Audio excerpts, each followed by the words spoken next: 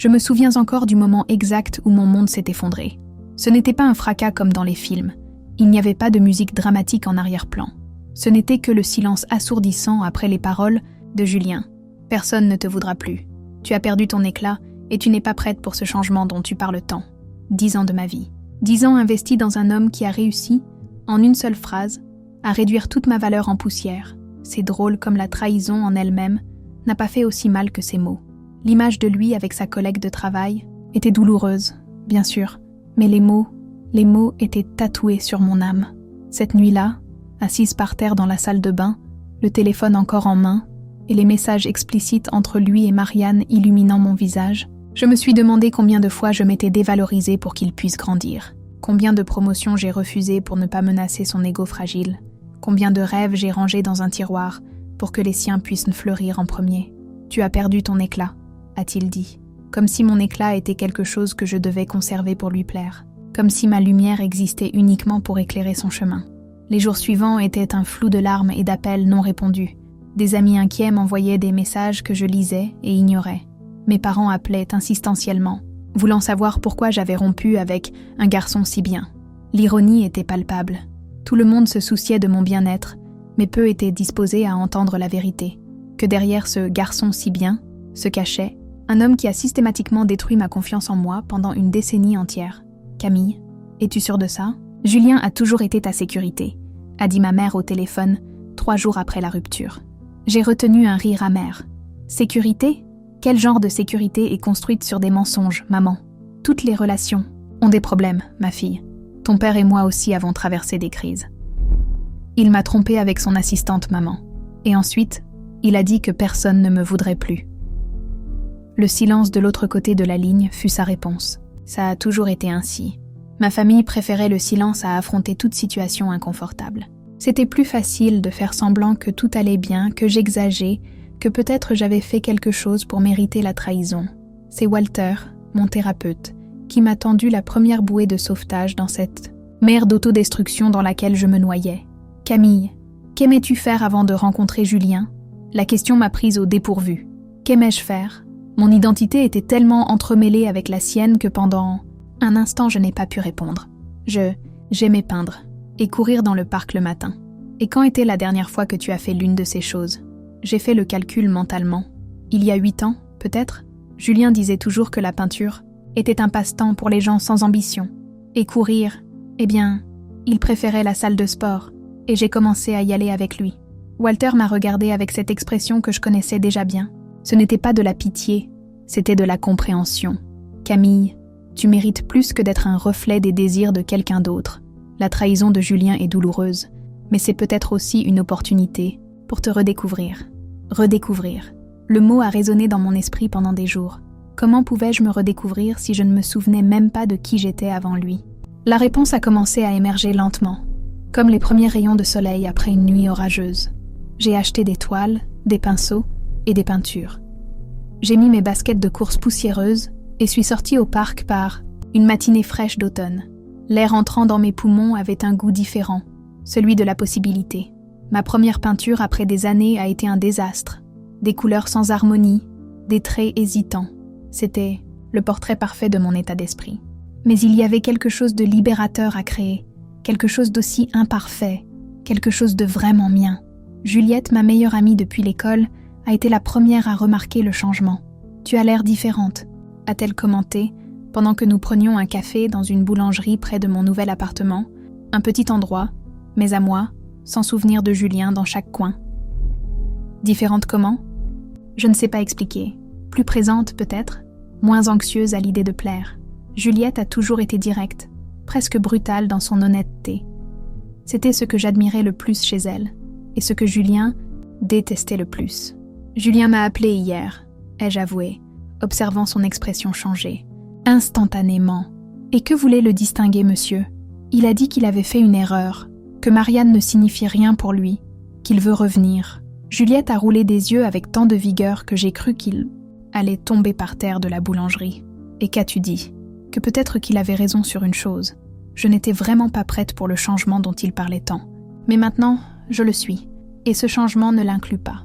Elle a souri, levant sa tasse de café pour un toast silencieux. Bienvenue à nouveau, Camille. C'est cette même semaine que je me suis inscrite au programme de bénévolat qui soutenait les femmes en situation de maltraitance émotionnelle. L'ironie ne m'a pas échappé. Moi, qui étais encore submergée par une relation toxique, j'essayais maintenant d'aider d'autres à trouver leur voie. Mais c'était peut-être précisément pour cela que mon témoignage résonnait autant avec ces femmes. Je connaissais leur douleur parce que je la ressentais dans mes os. « Comment as-tu su qu'il était temps de partir ?» m'a demandé l'une d'elles, les yeux embués reflétant une peur que je connaissais bien trop bien. Quand j'ai réalisé que je me perdais pour maintenir la relation vivante, quand j'ai compris que l'amour ne devrait pas faire autant mal. Les mots sont sortis avec une certitude qui m'a surprise. Quand suis-je devenue si sage ? Peut-être que la sagesse a toujours été là, attendant juste que je sois prête à l'embrasser. Les mois ont passé, et, avec eux, est venue une routine que j'ai construite brique par brique. Des cours de yoga 3 fois par semaine, des courses matinales dans le parc, des séances de peinture les dimanches, du bénévolat les mercredis. C'était une vie simple, mais véritablement mienne. Chaque choix, chaque décision était un petit acte de résistance contre des années de soumission. Bien sûr, tout n'était pas rose. Julien réapparaissait de temps en temps, que ce soit par message ou via les réseaux sociaux, où il affichait son nouveau bonheur avec Marianne. Chaque photo d'eux souriant était comme un petit poignard. Pas parce que je l'aimais encore. Ce sentiment était mort lentement, étouffé entre mensonges et trahisons, mais parce que cela me faisait me demander « Pourquoi n'ai-je pas été suffisante ? Qu'est-ce qu'elle a qu'il n'a pas ?» Des questions toxiques, je le savais. Des questions que Walter m'apprenait patiemment à reformuler. Pourquoi me suis-je permis de rester si longtemps avec quelqu'un qui ne me valorisait pas ? Qu'est-ce que je peux apprendre de cela pour ne pas répéter le schéma ? Laïs, c'est non. Réponses venaient en fragments, de petites épiphanies qui surgissaient pendant mes courses solitaires ou pendant que je mélangeais des couleurs sur ma palette, des souvenirs d'enfance, le silence assourdissant de ma famille face aux problèmes, le besoin constant d'approbation que j'avais développé. Comment Julien, avec son charme et sa sécurité apparente, semblait la réponse à toutes mes insécurités. Une nuit, assise sur ma petite terrasse, observant les lumières de la ville, j'ai eu l'une des réalisations les plus douloureuses. Une partie de moi savait toujours l'infidélité de Julien. Les signes étaient là, les messages cachés, les horaires de travail de plus en plus étendus, l'éloignement émotionnel. Mais j'avais choisi de ne pas voir, parce que voir signifierait confronter, et confronter signifierait risquer, de perdre ce que je croyais être la seule personne qui m'aimait, malgré toutes mes fautes. L'ironie amère, c'est qu'il ne m'aimait pas malgré mes défauts. Il les cultivait, les alimentait, parce qu'un jardin d'insécurité était plus facile à contrôler. La confrontation finale avec Julien a eu lieu 6 mois après la séparation. Il est apparu à mon appartement sans avertissement, visiblement altéré par l'alcool, exigeant une nouvelle chance. « Tu ne trouveras personne comme moi », a-t-il dit, le souffle lourd de whisky enveloppant chaque mot menaçant. « Personne ne te comprendra comme je te comprends. » Je l'ai observé un instant, cet homme qui fut un jour le centre de mon univers. Ses yeux, autrefois si magnétiques pour moi, semblèrent maintenant petits et mesquins. Sa confiance, que je confondais avec de la force, se révélait maintenant être de l'arrogance. « Tu as raison, Julien. Je ne trouverai personne comme toi, et grâce à Dieu pour cela. » Il a cligné des yeux, confus. Ce n'était pas la réponse qu'il attendait. Dans son scénario mental, je devais implorer son retour, remercier pour la chance de récupérer sa présence dans ma vie. « Tu ne vas pas bien, Camille. Ce n'est pas toi. » Je me suis permis un petit sourire. C'est justement le point. Celle que je suis, la vraie moi, celle que tu n'as jamais voulu connaître, parce qu'il était plus commode d'avoir à tes côtés une version domestiquée de moi. C'est à cause de ces femmes du groupe de soutien, n'est-ce pas ? Elles ont rempli ta tête avec ces idées féministes. L'accusation était si absurde que j'ai presque ri, comme si mon autonomie ne pouvait être le résultat que d'une influence extérieure, comme si je ne pouvais pas penser par moi-même. Non, Julien, c'est à cause de toi. Tu m'as montré exactement le type d'amour que je ne mérite pas. Et maintenant, j'apprends à me donner le type d'amour que je mérite. Il est parti en claquant la porte, hurlant des obscénités dans le couloir. La voisine de l'appartement 12 a mis la tête par la fenêtre, inquiète. Mais je me suis contentée de sourire et de dire que tout allait bien. Et ça allait enfin.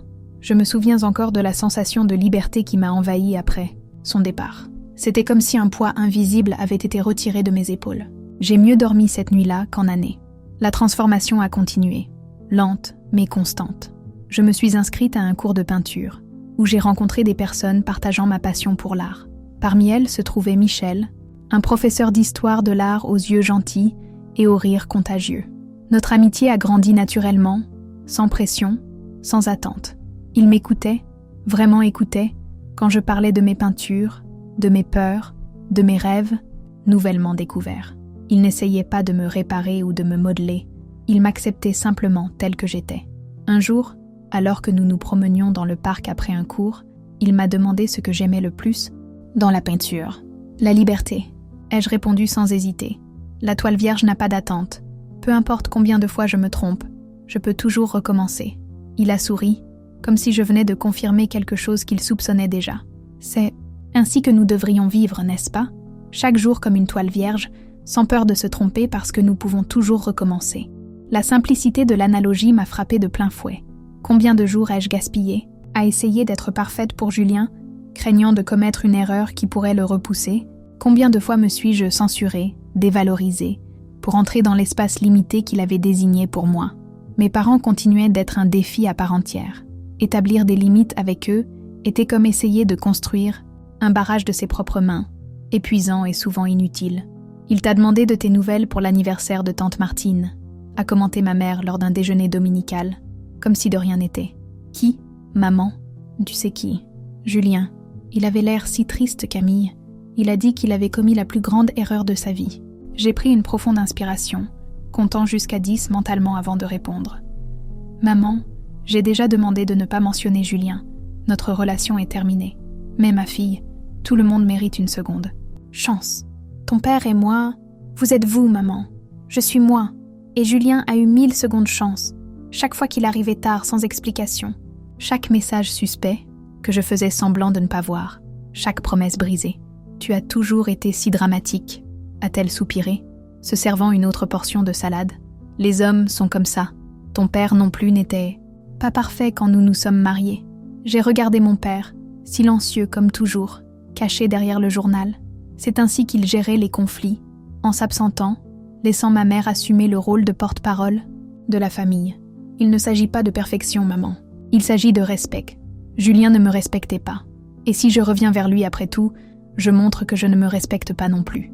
Ma mère a secoué la tête, résignée mais pas convaincue. Pour elle, le statut de mariée ou en couple était plus important que la qualité de cette relation. C'était ce qu'elle connaissait, le seul modèle qu'elle avait à offrir. J'ai quitté leur maison cet après-midi-là avec une clarté renouvelée. Je ne me distançais pas seulement de Julien, mais de tout un système de croyances qui privilégiait l'apparence du bonheur au bonheur réel. Le premier anniversaire de la séparation est arrivé sans que je m'en rende compte. C'est Juliette qui m'en a rappelé, apparaissant à mon appartement avec une bouteille de vin et un gâteau où il était écrit « Joyeuse indépendance. Une année de liberté mérite d'être célébrée », a-t-elle déclaré en pitonnant, ouvrant la bouteille avec un geste dramatique. Assise par terre dans le salon, avec des verres de vin bon marché et des morceaux de gâteau sur les genoux, nous avons rappelé l'année passée. « Tu te souviens comment tu étais pendant cette première semaine ?» a-t-elle demandé, les yeux adoucis par la mémoire et l'alcool. Comment pourrais-je oublier? J'avais à peine la force de me lever du lit. Et maintenant, regarde-toi. Bénévolat, peinture, nouvel emploi. Ah oui, le nouvel emploi. 3 mois plus. Tôt, j'avais été embauchée comme coordinatrice d'art-thérapie dans une ONG qui travaillait avec des enfants en situation de vulnérabilité. Un travail qui combinait ma passion récemment redécouverte pour l'art avec un objectif plus grand. C'est étrange, tu sais, ai-je commenté, remplissant à nouveau nos verres. Pendant longtemps, j'ai cru que Julien était mon soutien, que sans lui, je m'effondrerais. Et finalement, c'est justement sans lui que j'ai trouvé ma force. Juliette a levé son verre pour un toast silencieux. Nous n'avions pas besoin de plus de mots. Elle avait été là, témoignant de chaque pas de ma reconstruction, applaudissant chaque petite victoire. C'est cette nuit-là, après le départ de Juliette, que j'ai ouvert la boîte de souvenirs que j'avais gardée après la séparation. Photos, lettres, petits cadeaux qui un jour avaient signifié le monde pour moi. J'ai examiné chaque objet avec un détachement qui m'a surprise. Il semblait appartenir à une autre personne, à une version de moi que je ne reconnaissais plus. La dernière photo montrait Julien et moi lors de notre voyage à la plage, 2 ans plus tôt. Je souriais à la caméra, il regardait de côté, distant même lorsqu'il était à mes côtés. Comment ne l'ai-je pas réalisé plus? Tous les signes étaient là. criant pour qui voulait bien les voir. Je les ai remises dans la boîte, mais cette fois pas pour les garder. Le matin suivant, je l'ai apporté à un centre de recyclage. Il était temps de transformer ces souvenirs en quelque chose de nouveau, tout comme je l'avais fait avec moi-même. La 2e année après la séparation a apporté encore plus de changements. Mon travail à l'ONG m'a permis de rencontrer des personnes extraordinaires, dont Marie, une psychologue qui est rapidement devenue une amie et une mentor. « Tu as un don pour te connecter avec ses enfants », m'a-t-elle dit un jour, après une séance particulièrement intense avec un garçon qui parlait rarement aux adultes, mais qui avait passé près d'1 heure à peindre à mes côtés. « Je pense que je comprends ce que c'est que de se sentir invisible », ai-je répondu simplement. C'est Marie qui m'a encouragée à retourner étudier, à faire une maîtrise en art-thérapie. « Tu fais déjà le travail en pratique, Camille. Tu mérites de la reconnaissance formelle pour cela. » L'idée de retourner à l'université à 32 ans était effrayante. Pendant ma relation avec Julien, l'éducation était devenue un sujet sensible. Il dévalorisait toujours mon désir de continuer mes études, argumentant que j'avais déjà un bon emploi et que plus d'études serait un gaspillage d'argent. Ce qu'il craignait réellement, bien sûr, c'était que je devienne trop indépendante, que j'élargisse mes horizons au-delà du petit monde qu'il avait créé pour nous. Mais maintenant, la perspective de m'asseoir à nouveau dans une salle de classe, de débattre des idées, d'être défiée intellectuellement, me remplissait d'une excitation presque enfantine. L'université était différente de ce dont je me souvenais. Ou peut-être suis-je différente, plus concentrée, plus déterminée, moins préoccupée par l'approbation extérieure.